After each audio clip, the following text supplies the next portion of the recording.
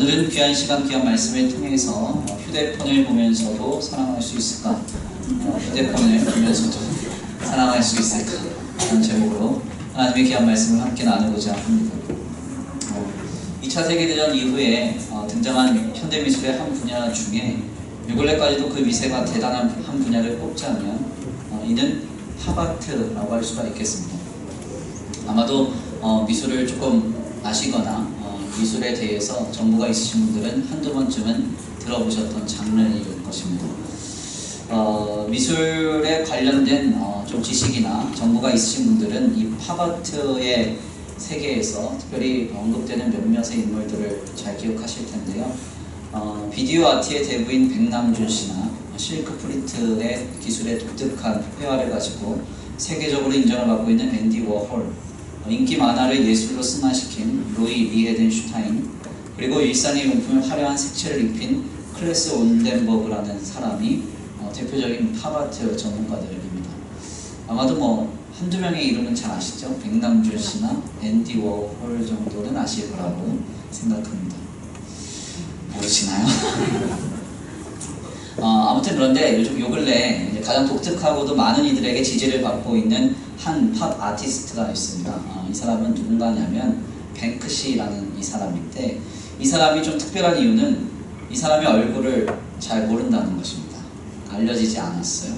얼굴이 알려지지 않은 팝 아티스트입니다. 또한 이 사람은 어느 날 갑자기 나타나서 약 35초 만에 도시의 건물이나 벽에 그림을 그리고 사라지곤 하는데, 얼마나 신출기문한지 예술 작업을 할 때 경찰에게 잡힌 적이 한 번도 없답니다. 원래 낙서하면 잡혀가는 거 아시죠? 네. 특별히 이 뱅크시의 여러 작품 중에서 인상적인 한 작품이 있습니다. 휴대전화 연인들이라는 작품인데요.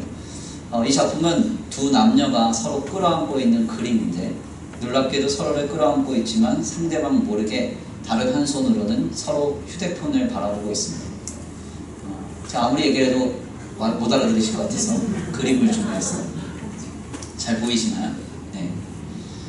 두 남녀가 서로를 끌어안고 있는데, 사실은 끌어안는데 정신이 팔려 있는 게 아니라 자기가 핸드폰 보는데 저 정신이 팔려 있습니다. 참 인상적인 그림이죠. 사실 이 그림을 함축한 한 사자성어가 있습니다. 동상이몽리.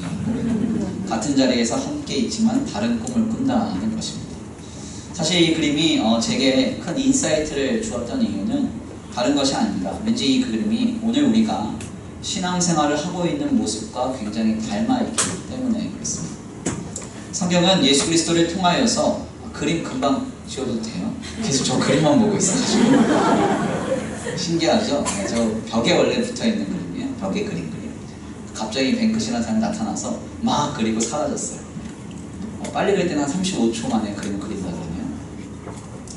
저는 그림이라고는 졸라맨밖에 안 해요. 아무튼 이 그림이 저한테 큰 인사이트를 줬던 이유는 뭐냐면, 우리가 신앙생활하는 모습과 닮아있어요. 성경은 예수 그리스도를 통하여 하나님을 신앙하는 우리가 맺는 하나님과의 관계가 신랑과 신부의 관계라고 그렇게 묘사합니다. 그래서 우리는 마치 부부관계 그 이상의 사랑의 관계로 하나님과 맺어졌다라고까지 할 수가 있겠습니다. 그런데 우리는 실상 주님을 끌어안고 신앙생활 한다고 늘 표명하지만, 실제로는 아까 보았던 그 그림과 같이 주님께 시선을 두기보다는 다른 것에 관심을 가지고 다른 것을 바라보며 주님을 끌어안는 신용만 하면서 신앙생활 할 때가 많다는 것입니다. 그래서 주님을 신앙한다는 것에 기쁨과 감격을 가지고 그것에만 만족하며 살아가기보다는 괜시리 주님 외에 다른 것을 바라보면서 다른 것으로 만족을 얻으려고 할 때가 많습니다. 주님을 내가 끌어안고 있다, 하나님이 나를 끌어안고 계신다, 여기에 만족하고 감격하기보다는 주님을 한 손으로 끌어안지만 다른 한 손으로는 내 관심, 내 목적, 내 이익, 이런 것에 몰입되어서 신앙생활할 때가 많다는 것이죠. 실상 이러한 인생은 겉으로 잘 확인이 되지 않습니다. 왜냐하면 아까 보았던 그림과 같이 겉으로는 이미 하나님을 잘 끌어안는 듯한 형태를 띠고 있기 때문에 그렇습니다. 다시 한번 볼까요? 조시는 것 같아서 한번 붙였습니다. 주님을 우리가 다 끌어안고 있다라고 생각해요. 그래서 이런 형태는 끌어안고 있기 때문에 내가 하나님을 이미 잘 끌어안고 있구나. 그래서 나는 신앙생활 잘하고 있구나. 이렇게 착각하는 것입니다. 그러나 이 결정적인 순간에는 우리가 잘못된 신앙생활을 하고 있음이 확인됩니다. 왜냐하면 다른 것을 바라보며 끌어안고 있는 연인들은 결국 같은 방향과 같은 목적과 같은 마음으로 하나 될 수가 없기 때문에 그렇습니다. 그렇죠? 겉으로는 끌어안고 있지만 서로 다른 것을 보고 있다고 한다면 그 둘은 한 마음과 한 뜻으로 온전히 합해질 수 없습니다. 결국 결정적인 순간에 위기와 어려움, 고단한 순간에는 이 관계는 파국을 맞을 수밖에 없습니다. 그래서 우리는 늘상 점검해야 됩니다. 과연 나는 하나님을 안고 있는 행위를 잘 하고 있느냐, 하고 있지 않느냐 하는 문제가 아니라 나의 시선이 주님께 집중되어 있고 내 관심이 하나님께 향하여져 있고 내 마음이 주님을 담고 있는가, 이것을 다시 한번 생각해 봐야 한다는 것입니다. 이걸 조금 더 신앙으로 풀어서 얘기하면 나는 예배 때 교회에 잘 나오고 기도회 자리에 잘 참석하고 여타의 이런저런 교회당 봉사를 내가 힘있게 한다. 이게 중요한 게 아니라 내 시선이 하나님께 향하여져 있고 내 관심이 하나님의 관심에게 집중되어져 있고 내 마음이 하나님을 담고 있느냐. 아멘입니다. 바로 이것을 우리가 다시 한번 확인하지 않는다면 우리의 신앙생활은 아마도 나도 모르는 사이에 방향을 잃거나 나도 모르는 사이에 내가 볼 때는 건전하지만 하나님 보시기에는 건전하지 않은 모습으로 변질되어 있을 것입니다. 오늘 본문의 말씀은 바로 이러한 관점에서 우리에게 매우 큰 깨달음을 줍니다. 오늘 본문의 말씀에는 크게 세 인물이 등장해요. 첫 번째 인물은 다윗입니다. 두 번째 인물은 아비나답의 아들 우사라는 사람이에요. 세 번째 인물은 오벳에돔입니다.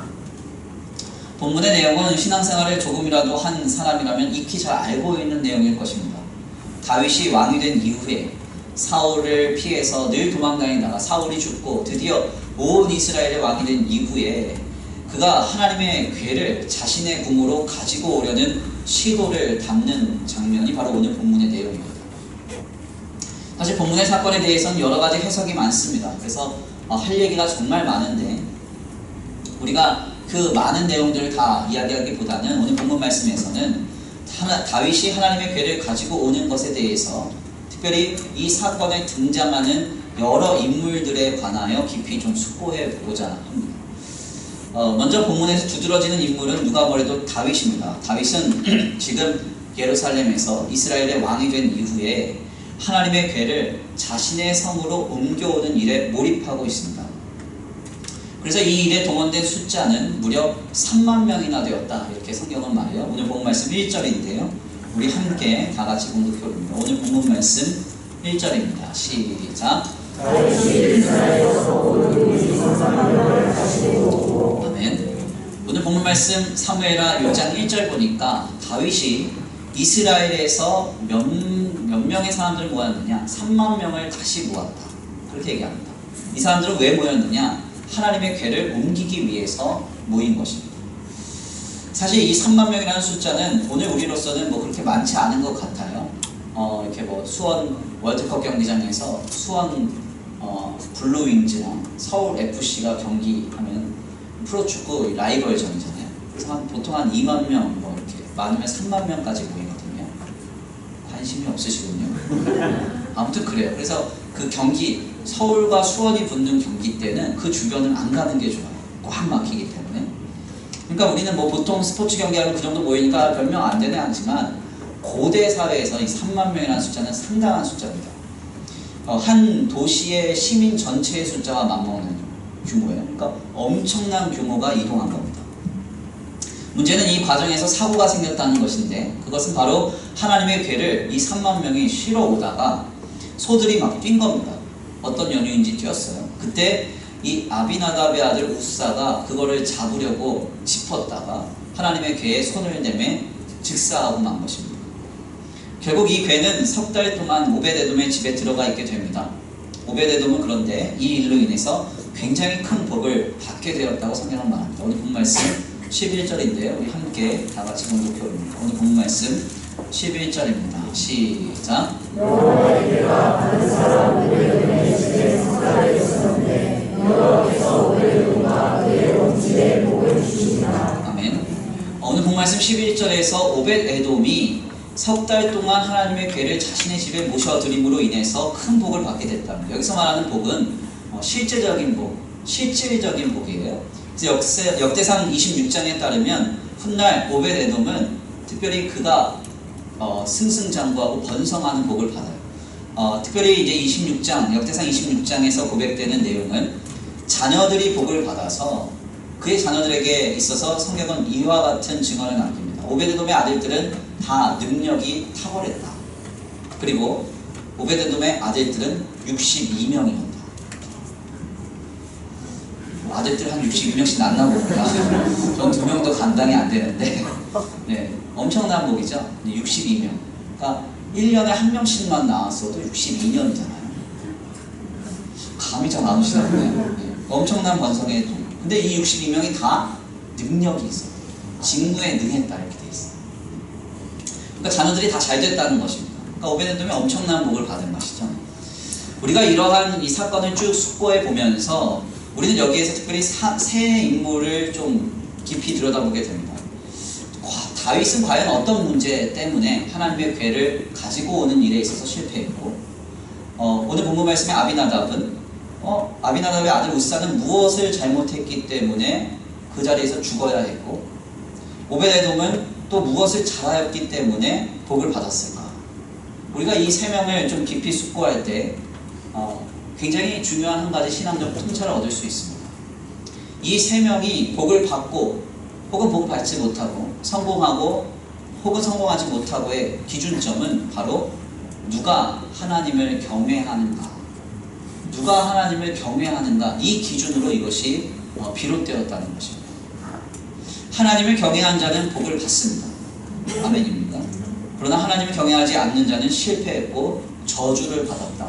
그 내용을 전하려고 이 사건이 오늘 우리에게 전달되는 것입니다. 먼저 다윗은 하나님의 괴를 자신의 성읍으로 돌아오게 하려고 한 것뿐인데 왜 실패하였느냐? 간단합니다. 다윗은 자신의 목적에 너무 몰입된 나머지 하나님을 경외함으로 하나님의 괴를 옮기려 하지 않았다는 겁니다. 괴를 옮기는데 3만 명을 동원했다는 것은 지금 다윗이 자기가 가진 힘을 과시하고 있다는 것을 의미합니다. 이 정도면 하나님의 괴 그냥 옮길만 하겠지. 한 3만 명 동원한 거예요.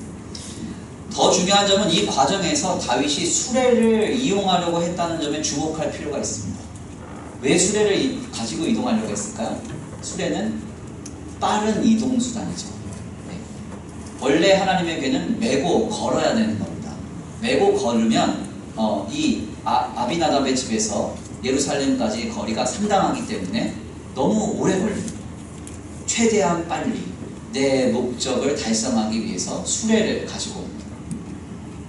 이 과정에서 하나님을 의식하거나 하나님을 묻거나 하나님께 나아가서 어떤 하나님의 음성을 들으려고 하는 조심스러움이 전혀 없었습니다. 다만 수레를 이용하여서 여호와의 괴를 빠르게 자신의 성으로 옮기는 데만 몰입되어 있었던 것입니다. 특별히 이제 다윗이 이후에 오벳에돔이 복을 받았다는 소문을 듣고 다시 오벳에돔의 집에 가서 이제 하나님의 괴를 두 번째로 옮겨오는 시도를 하는데요. 이때에는 놀랍게도 한 가지 변화된 모습이 있습니다. 뭐냐면 다윗이 전혀 서둘지 않는다. 네. 처음엔 딱 괴를 맸습니다. 맸다는 것 자체가 이제 천천히 가겠다는 거죠. 뿐만 아니라 6걸음을 걷고 뭐래요? 제사를 드려요. 네. 그러니까 하나님께 묻는 거죠. 옮겨도 되냐고, 하나님 보시고 있냐고, 감동이 없나고. 졸려요? 오늘 점심이 맛있었나 보네요. 네. 그러니까 중요한 점은 하나님을 경외하는 자는 하나님께서 그 삶에 역사하시고 역동하셔서 하나님 안에서 그 일들을 하나님이 이뤄주신다는 거예요. 그런데 아무리 목적이 선하고 아무리 방향이 선해도 하나님을 경외하지 않으면 하나님은 도우시지 않는다. 이는 아비나답의 아들 우사의 경우에도 역시 동일하게 해당되는 문제입니다. 우리가 이 사건을 나누면서 늘 겪는 애매한 질문 중 하나는 왜 하나님이 그다지 큰 잘못도 없는 우사를 죽이셨냐? 우사는 정말 하나님의 궤가 땅에 떨어질까봐 걱정하는 마음으로 주님의 궤에 손을 댔는데 애매하게 우사만 죽었다는 겁니다. 다윗이 잘못했는데. 근데 사실 이것은 조금 성경을 깊이 있게 들여다보지 않은 거죠. 우리가 이제 사무엘상 전반의 말씀을 보면 여기서 이제 중요한 대전제 한 가지가 있습니다. 그게 뭐냐면 아비나답이 기랏 여아림 출신인데 여기가 이제 유다 지역이에요. 그러니까 결국 아비나답은 유다 사람입니다. 유다 사람. 그가 유다 지파 즉 이스라엘 사람이었다면 그 전해진 율법에 따라서 하나님의 궤를 어떻게 다루어야 하는지 그는 분명히 알고 있었을 것입니다. 여호와의 궤가 아비나답의 집에 몇 년이 있죠? 20년 있습니다. 20년. 그럼 20년 동안 이것을 어떻게 다루어야 할지 가르칠 수 있는 기회가 얼마나 많았겠어요. 그렇죠? 아비나답은 자신의 아들인 우사에게 이 궤를 보일 때마다 이것을 얼마나 조심히 신중히 다루어야 하는지 가르칠 기회가 20년 동안이나 있었습니다. 그런데 아비나답의 아들 우사는 3만 명이나 데리고 여호와의 궤를 찾으러 온 다윗에게 여호와의 궤를 수레에 실어 보내는 우를 범한 거예요. 그것도 본인이 운전을 했어요. 운전을 잘해야죠. 저는 운전을 잘합니다. 무사. 별로 오늘따라 유머가 잘 안 되네요. 중요한 것은 이제 이 수레에 싣고 보내는 일을 또 자기가 합니다. 자기가. 이거는 뭐냐면 다윗이 3만 명이나 데리고 여호와의 궤를 딱 찾으러 왔을 때 잔머리가 확 돌아간 거죠. 이거 내가 실어서 빨리 여호와의 예루살렘 성으로 실어주면 뭔가 상을 받겠구나. 뭔가 다윗이 기뻐하고 나한테 뭔가 공로를 인정해 주겠구나 해서 빠르게 이동하려고 한 겁니다. 여기서 문제가 생긴 거죠. 결국 이는 눈앞의 세속적 권력자를 너무나 의식한 나머지 살아계신 여호와 하나님을 만홀히 여기는 중범죄를 저지른 것과 같았습니다. 그러니까 우사의 내면에는 이미 하나님보다 다윗이 더 크고 강하게 보였던 것입니다. 그래서 다윗의 의도대로 다만 여호와의 궤를 빠르게 수레로 예루살렘 성으로 실어보낼 생각만 하고 있었던 거예요. 하나님을 경외하지 않았던 것입니다. 눈앞에서 여호와의 궤를 보고도 하나님의 궤를 보고도 하나님을 두려워하지 않았어요. 결국 이 일로 인하여 아비나답의 아들 우사는 여호와의 궤를 만짐에 죽임을 당하고 맙니다. 그런데요, 오벳에돔은 어땠을까요? 오벳에돔은 놀랍게도 가드 사람이었는데 자신의 집에 들어온 여호와의 궤를 3달 동안이나 잘 관리했습니다. 여기서 중요한 점은 바로 직전에 사람을 죽이고 자신의 집에 들어온 여호와의 궤를 자신이 관리하는 일에 있어서 오벳에돔이 한마디 원망하거나 불평하거나 혹은 사양하지 않았다는 거예요. 여호와의 궤는 그다지 작은 크기가 아닙니다. 가로는 약 1.2m 정도 되고요. 높이가 한 67cm, 그리고 이제 그 세로가 한 67cm 돼요. 근데 이제 양쪽에 그 아카시아 나무로 된 이렇게 들 수 있는 봉이 좀 달려 있습니다. 그것까지 하면 한 3m 정도 되는 크기예요. 그게 이제 집안 중앙에 탁 놓여져 있는 거예요. 그래서 그거 갖다 놓은 사람들이 하는 얘기가 저거 만지면 죽어. 조심해야 돼. 스쳐도 죽어. 참 행복하겠죠. 우리 집 거실에 여호와의 궤가 들어온다. 사양하지 아니하고 주여 받겠나이다. 근데 만지면 죽으니까 조심하겠습니다. 그럴 사람이 누가 있겠습니까? 못한다고. 더군다나 이 사람 가드 사람이잖아요. 내가 왜 이런 걸 맡아야 되냐고. 나는 여호와 하나님 믿지도 않는다고. 얼마나 할 말이 많겠습니까? 그런데 오벳에돔은 이러한 말 한마디 하지 않았다는 겁니다. 불편하고 어렵고 늘 의식되는 여호와의 궤를 맡는 일에 있어서 오벳에돔은 3달간 이 여호와의 궤가 자신의 집에 있는 동안 어떤 불평도 원망도 사양도 하지 않았습니다. 아예 처음 들어올 때부터 아무 말도 하지 않고 다만 순종했습니다. 어떻게 이렇게 할 수 있었던 걸까요? 간단합니다. 하나님을 두렵고 떨림으로 섬겼던 것입니다. 하나님을 경외했다는 겁니다. 하나님의 궤가 자신의 집에 들어오는 일에 그는 철저히 다만 순복하신 것입니다. 순복한 거예요. 주님은 이 모습을 보시고 그에게 복을 주십니다. 특별히 여기서 하나님께서 오벳에돔의 집에 복을 주셨다라는 이 말이요, 진행형으로 되어 있습니다. 완료형으로 되어 있잖아요. 계속 복을 받았다는 겁니다. 계속 복을 받으시길 축원합니다. 아멘. 축원합니다. 아멘. 복 받기는 별로 안 좋으신가 보네요. 특별히 여기서 이제 중요한 점은 뭐냐면 오베데돔이 계속해서 복을 받았다는 거죠. 하나님을 경외함으로 인해서. 즉 우리가 오늘 본문 말씀을 통해서 확인할 수 있는 것은 하나님을 경외하는 자는 복을 받고 하나님을 경외하지 않는 자는 복을 받지 못하고 아무리 좋은 의도와 선한 목적을 가지고 산다 하더라도 하나님을 경외하지 않으면 실패하고 넘어질 수밖에 없음을 주님 말씀하고 있는 것입니다. 그렇다면 여기까지의 말씀을 나눌 때 하나님을 경외한다는 것이 무엇일까요? 여호와의 궤가 우리 집 거실에 들어와 있는 것과 똑같아요. 우리 집 거실. 무슨 말이에요? 집이라고 하는 것은 삶의 자리입니다. 피할 수 없는 공간이에요. 그곳에 여호와의 궤가 중심부에 있습니다. 무엇을 의미하는가? 예수 그리스도를 통하여 나를 구원하신 하나님이 내 삶에 항상 보여지는 것입니다. 항상 의식되는 것입니다. 항상 그것이 경험되는 것입니다. 이것이 바로 하나님을 경외하는 것. 하나님이 막 두렵고 떨어서 나 너무 두려워 아무것도 못하겠어. 이게 경외가 아니라 나를 구원하신 하나님이 항상 의식되고 항상 경험되고 항상 보여지는 것. 이것이 바로 주님이 경외하는 것입니다. 내 삶의 목적과 이기를 위해서 하나님을 의식하지 않고 다만 주님을 껴안는 척만 하는 것이 아니라 항상 주님을 보며 항상 주님을 경험하며 항상 주님을 의식하며 주님과 함께 살아가는 삶. 그 삶에 주님이 복을 주시고 하나님이 도우사 역사하시겠다. 주님 말씀하고 있는 것입니다.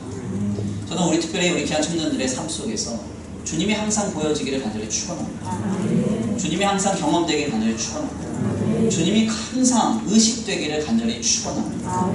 그래서 이 경외하는 자에게 오베데돔이 받았던 그 복이 임하기를 간절히 축원합니다. 저는 오늘 설교의 제목을 정하면서 휴대폰을 보면서도 사랑할 수 있을까? 이런 제목 정했어요.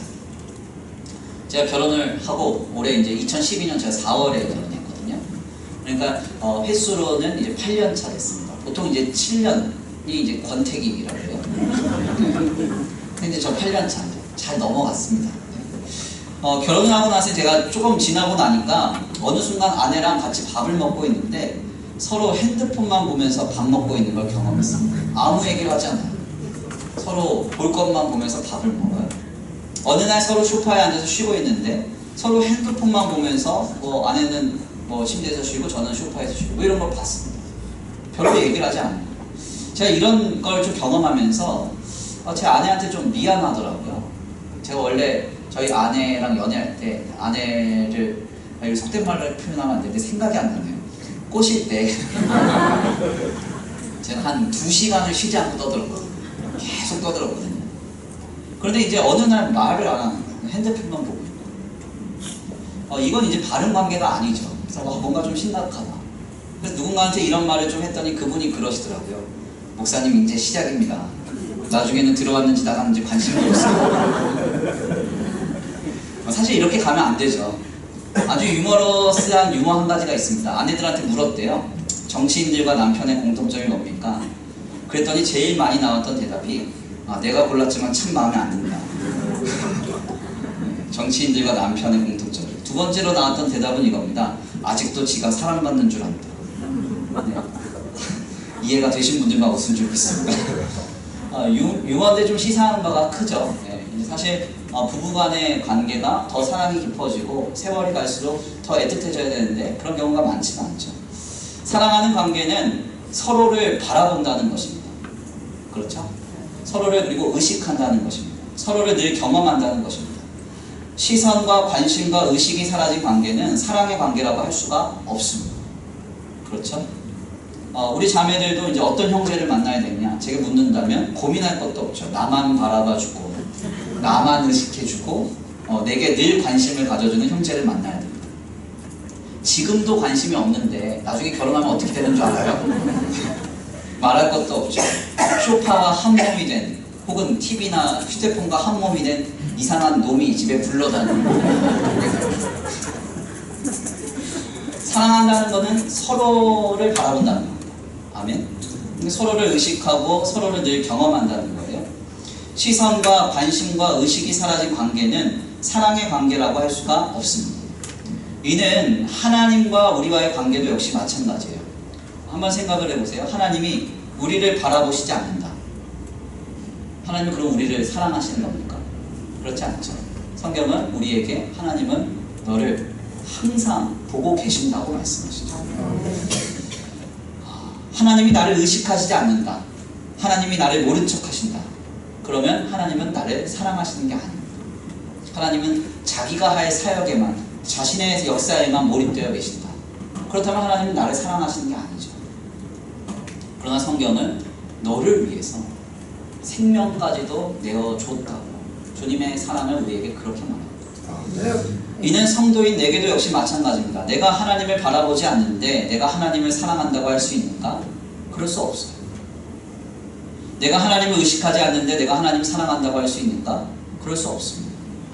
내가 하나님을 경험하고 있지 않은데 내가 하나님을 사랑한다고 할 수 있는가? 그럴 수 없습니다. 우리는 지금 우리의 상태를 확인해야 됩니다. 설교 서두에 말씀을 나눴듯이 우리가 예수 그리스도를 믿고 하나님과의 관계가 화목의 관계로 이루어진 순간 성경은 우리에게 신랑 되신 하나님과 신부된 우리의 모습을 조명합니다. 신랑과 신부의 관계는 사랑으로 이루어진 관계. 아멘. 우리는 지금 주님을 믿어도 다윗과 같을 수 있습니다. 내 목적과 이기, 내 감정에만 몰입되어서 하나님의 시선과 하나님이 보시는 것, 하나님의 마음과는 관계없이 내가 보고 싶은 것만 보고 그냥 한 손으로는 주님 끌어안는 척하는 그런 인생일 수 있습니다. 주님을 믿어도 아비나답과 같을 수 있습니다. 늘 여호와의 괴를 눈앞에서 보고 경험하고 있지만 20년 동안이나 보아왔지만 전혀 의식하지 않고 하나님에 관하여 무관심하며 경외하지 않으므로 아들 우사에게 옮기는 법조차 가르쳐주지 않는 그런 상태. 그 상태가 오늘 우리의 신앙일 수 있습니다. 이런 상태라면 우리는 지금 돌아서야 됩니다. 아멘입니까? 회개해야 됩니다. 왜 나는 주님을 보지 않습니까? 한 손으로 주님 안고 한 손으로는 핸드폰 보고 있으면서 거기에만 몰입되고 집중되어 있으면서 마치 하나님 사랑하는 것처럼 나 할 것 다 한 것처럼 여기고 있다면 하나님은 지금 돌아서라 말씀하고 있습니다. 너는 나를 보고 나를 의식하고 나와 함께 하자고 주님 말씀하고 계십니다. 우리는 지금 오벳에돔처럼 하나님을 경외함으로 주님께로부터 오는 복을 받고 누려야 할 줄 믿습니다. 지금 그 모습이 회복되기를 간절히 축원합니다. 하나님을 늘 경험하시고 하나님을 늘 바라보시고 하나님을 늘 의식함으로 하나님과 바른 관계 속에서 주님이 주시는 놀라운 복과 은혜를 누릴 수 있는 저와 우리 성도들 모두가 되시기를, 우리 청년들 모두가 되시기를 간절히 축원합니다. 우리 이 시간 다 같이 귀한 말씀 붙들고 함께 기도 올려드립니다. 이 시간 다 같이 우리 함께 기도하시겠는데요. 찬양의 가사를 생각하시면서 함께 고백하겠습니다. 내게로부터 눈을 들어 주를 보기 시작할 때 주의 일을 보겠네. 우리 이 시간 다 같이 주님 앞에 고백합니다. 하나님, 그렇습니다. 사랑한다는 것은 서로를 바라본다는 것입니다. 서로를 의식하고 서로를 경험한다는 것입니다. 우리가 이와 같은 모습으로 주님 앞에 설 때 주님은 너는 나를 경외하는구나 말씀하시고 그 경외하는 자에게 오늘 오벳에돔에게 내려주셨던 그 복과 은혜를 허락하시리라고 약속하고 계십니다. 우리 이 시간 귀한 말씀 붙들고 함께 다시 한번 결단하시면서 고백해 올려드리겠습니다.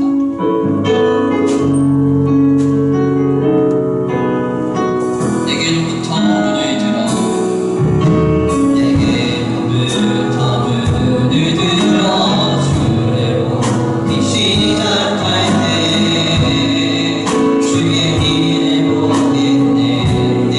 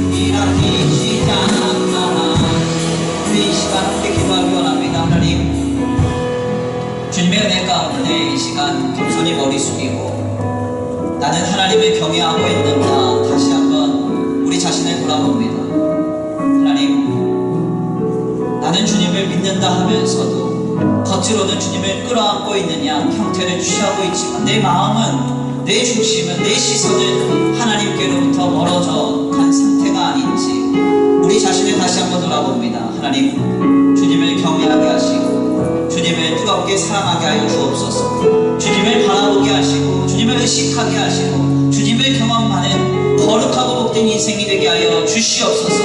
그래서 오베데돔이 받았던 복이 우리의 삶의 복으로 이어지는 역사가 있게 하여 주시옵소서. 우리 이 시간 간구하고 소원하시면서 또한 결단하시면서 주여 한번 부르시고 말씀 붙들고 기도 올려드립니다. 주여 한번 부르시고 기도합니다. 주여, 사랑과 은혜가 많으신 하나님 감사합니다. 내 귀한 시간 귀한 자리로 주님 앞에 나와 하나님 앞에 겸손히 아버지 하나님의 말씀이 있습니다. 다윗이 하나님에게 자신의 성으로 데리고 오려고 할 때 하나님은 그를 보시지 않았습니다. 다윗 성으로 하나님에게 빠르게 임하는 이내 열심히 하고 부산을 그 자리에서 하나님에게 소유됨으로 주고받았습니다. 하나님, 그러나 굳없는 자신의 집에 들어온 여호와의 궤를 섬기하는 동안 경외함으로 부셨던 오베데돔의 집에 하나님이 복을 주셨습니다. 하나님, 우리가 이 일을 돕고 할 때, 이 일을 경험할 때, 이 일을 바라볼 때 하나님 지금 일하시는 그 역사가 우리에게 임하여지기를 원합니다. 하나님을 경외하기 원합니다. 하나님을 경외하는 자에게 임하는 그 복이 지금 우리에게 경험되기를 원합니다. 언제나 어디서나 어떤 순간에도 하나님을 의식하게 하시고 하나님을 바라보게 하시고 하나님을 경외하게 하여 주옵소서. 주님을 무조건 걸림으로 늘 의식하면서 오늘 우리 삶의 살아내기를 원합니다. 하나님, 지금 우리에게 함께하여 주옵소서. 지금 우리에게 역사하여 주옵소서. 우리의 마음과 우리의 생각과 우리의 중심이 온전히 하나님께 향하여지기를 원합니다. 외면적으로 무엇인가를 하고 있다고 해서 아버지 우리가 그것으로 신앙생활을 하는 자 여기지 않게 하시고 나의 마음이, 나의 시선이, 나의 중심이 하나님께로 향하여 정하고 있는 것을 보고 다시 한번 결단하여 하나님 앞에 신실한 신앙으로 설 수 있도록 주님 역사하여 주시옵소서. 아버지 인도하시고 함께하시며 역사하시기 믿습니다. 우리의 마음과 우리의 생각과 우리의 중심에 변화시켜 주시고 주님을 기대합니다. 또 하나님 도우시고 인도하여 주옵소서.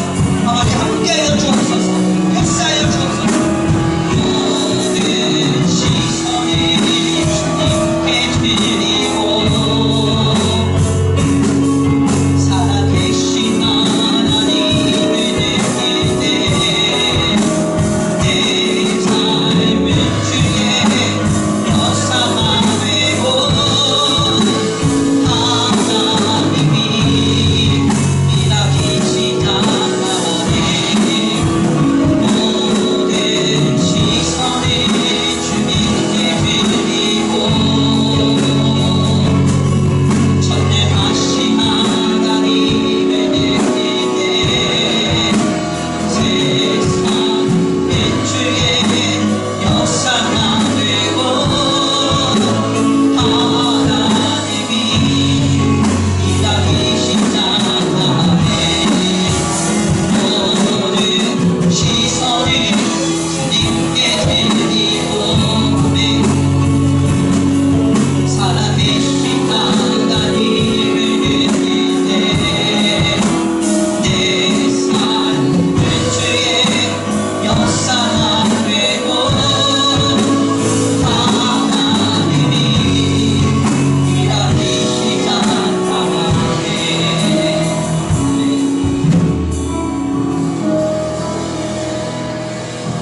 사랑과 은혜가 많으신 하나님 감사합니다. 오늘 귀한 자리로 인도하여 주셔서 주님 앞에 나와 주의 귀한 말씀 상고케 하시니 감사합니다. 하나님의 궤를 예루살렘 성으로 옮기는 일에 있어서 아버지 등장하는 세 사람의 모습은 너무나 다른 모습으로 우리에게 보여집니다. 하나님을 찾고 구함으로 선한 목적과 선한 목표를 가지고 여호와의 궤를 자신의 성으로 드리려고 했던 다윗은 자신의 목적과 이기에만 너무 몰입되므로 하나님을 경외하지 않았습니다. 그로 인하여 그는 이 일을 제대로 감당하지 못하고 실패했습니다. 또한 여호와의 궤를 20년 동안이나 맡았던 아비나답과 그의 아들 우사는 다윗이 가진 부와 명예와 권력 앞에 하나님을 경외함을 잊어버리고 주님의 궤를 조심스럽게 다루며 하나님을 의식함으로 이 궤를 옮기는 사명을 신중히 감당하지 아니하였습니다. 결국 아비나답의 아들 우사는 그 자리에서 죽음을 당하고 맙니다. 하나님, 우리가 이러한 현장을 보면서 아무리 선한 목적과 좋은 의도가 있다 할지라도 하나님을 경외하지 않음은 하나님 앞에 합당하지 않은 것임을 깨닫습니다. 하나님, 우리의 삶을 살아가는 동안 늘 하나님을 의식하고 바라보고 아버지 하나님을 늘 경험하며 주님을 경외함으로 모든 삶을 감당하기를 원합니다. 내가 형식적으로는 주님을 끌어안고 있다고 해서 하나님 그것에 만족하지 않게 하시고 내 마음과 내 생각과 내 중심이 하나님께 향하여져 가고 있는가를 보게 하셔서 아버지 주님 안에서 바르고 건전한 신앙으로 날마다 우리의 삶이 도전되고 세워져 나갈 수 있도록 주님 역사하여 주시옵소서. 그래서 오베데돔처럼 하나님을 경외함으로 하나님 앞에 아버지 주님 주시는 놀라운 복을 누리는 삶 되도록 주님 붙들어 역사하여 주시옵소서. 오늘도 귀한 자리에 나와 주님 앞에 거룩한 예물 올려드리는 손길 위에 복에 복을 더하여 주시옵시고 하늘의 신령한 복과 땅의 기름진 복으로 덧입혀 주시옵시되 하나님, 이 예물이 쓰여지는 곳곳마다 영혼과 생명이 살아나고 하나님의 나라와 주의 복음을 위해서 쓰임받는 복된 예물 되게 하여 주시옵소서. 도우시고 인도하시며 함께 하실 줄 믿고 감사함을 올려드리오며 사랑과 은혜가 많으신 우리 주 예수 그리스도의 이름으로 감사하며 기도 올려드립니다. 이제는 우리 주 예수 그리스도의 은혜와 성부 하나님의 극진하신 사랑하심과 성령 하나님의 내주교통하심이 여호와 하나님을 경외하고 모든 순간에 주님을 바라보고 주님을 의식하며 주님을 경험하기로 결단하는 모든 성도들 머리 위에 이제로부터 영원토록 함께 있을지어다. 아멘.